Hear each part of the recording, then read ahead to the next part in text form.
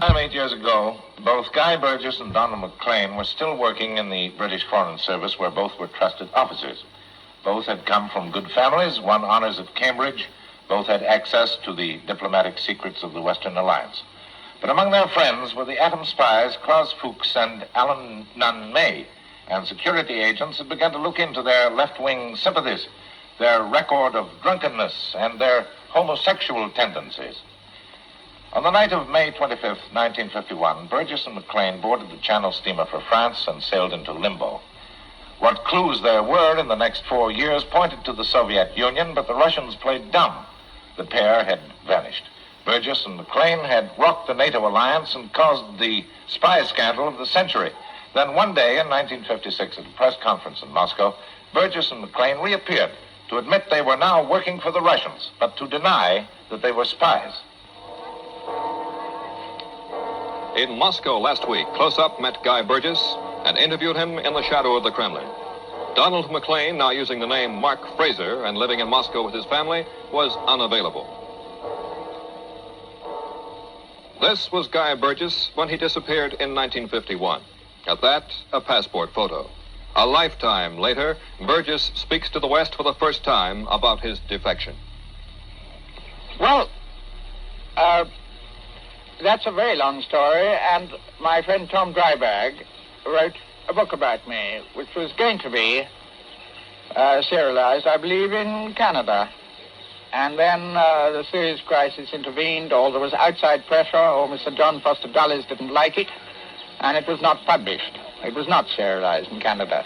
I'll give you a very short answer. I went abroad as a tourist. It's all in his book. I simply went as a tourist. I and my friend approached the Russians, said, could we come in? They kept us waiting in Prague for some weeks, then agreed. That's all. Your friend and co-conspirator, Donald MacLean. What's become of him, Mr. Burgess? Donald MacLean is doing exactly what I'm doing. That is, he's working in a publishing house, but which is a traditional place where foreigners do work when they come here. We don't work in the same publishing house, and therefore I don't see him very often. I last saw him a month ago. We were never close friends. And... tell me, everybody considered you and MacLean to be traitors. What have you to say to that, Mr. Burgess?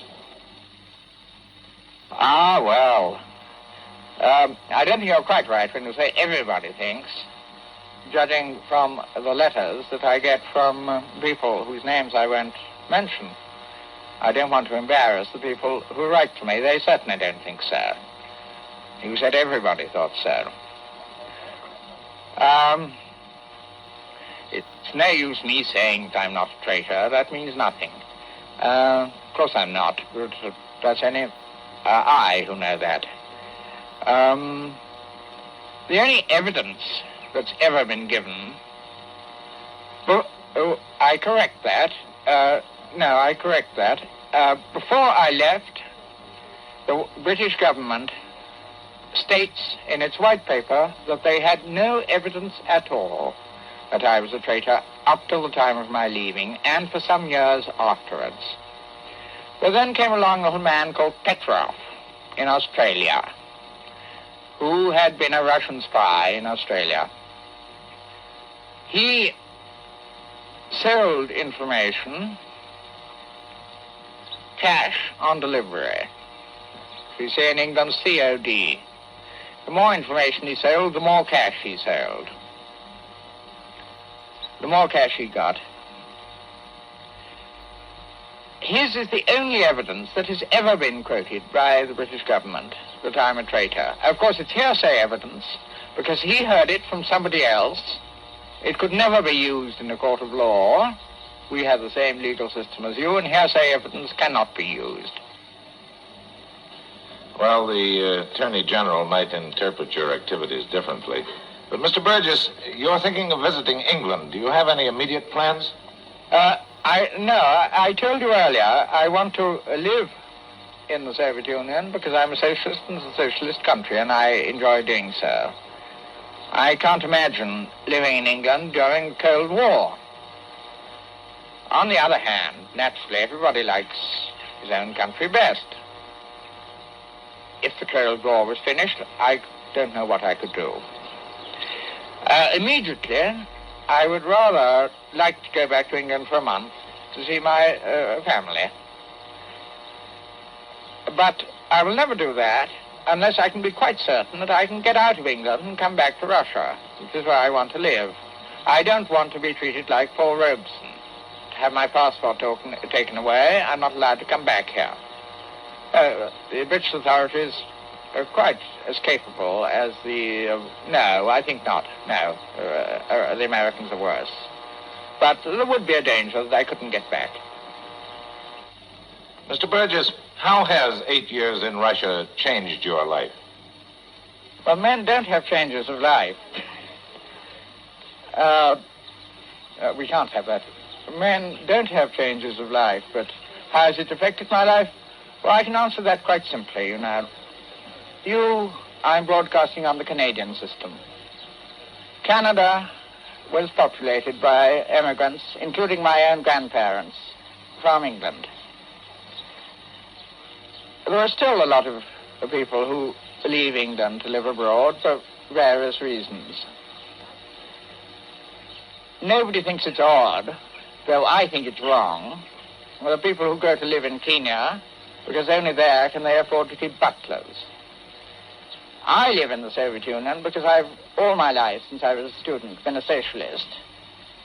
And the Soviet Union is the leading socialist country in the world. Tell me, what do the Russian people think of Canada? Do they think of us as a satellite of the United States? Look here, I'm most unwilling to give any answer as to what the Russian people think. I'm a quarter Canadian myself. I get very annoyed when Mr. D, who I don't want to attack because he's under difficulties, physical difficulties, when Mr. D treats Canada as a satellite. I think it's Mr. Dulles and not the Russian people who regard Canada as a satellite. Well, some people have said that you've influenced Russian foreign policy, Mr. Burgess. What do you think of the foreign policy of the West? At this time, well, I can't understand why all the moves and suggestions for clearing things up seem to come from this side. Mind you, I'm no longer in the Foreign Office, and I don't know. I don't know what their reasons are. I do get letters from friends in England, and I know that they're not altogether happy. But there's a fuss going on at the moment about Berlin. Now, as far as I understand it, and I've probably got it, I may not be quite accurate. I haven't seen the papers, and I must, at this point, tell you something. I cannot claim to have inside information in Russia. And at no point, and nothing that I say, am I speaking for the Russian government, with which I have no connection. It's quite wrong. I'm a guest in this country. And therefore, anything I say is my own opinion, and only my opinion. Only as a guest, I see.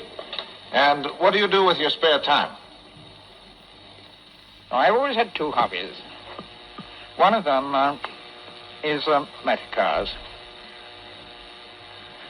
I've taken, I think, the Autocar magazine. I haven't missed a week since I was 9. I don't think I've missed a week of Motorsport, which is an English sporting magazine, since that paper was published. A pity, now that you have no car at all. But finally, what is your political philosophy? Well, since I was a student, I've been a socialist, an extreme socialist. I'm a Marxist. You asked my political philosophy, the strict answer is a Marxist. I am not actually a member of the Communist Party, here or in England. I was a member for some years. I resigned. They have a phrase in Russia which is a non-party Bolshevik. I would be very proud indeed if I'd earned such a title. If he has earned the title of non-party Bolshevik, Guy Burgess has equally earned the scorn of the homeland he deserted. Next week, Malcolm Muggeridge, visiting close up in Toronto on other matters, will comment further about Guy Burgess.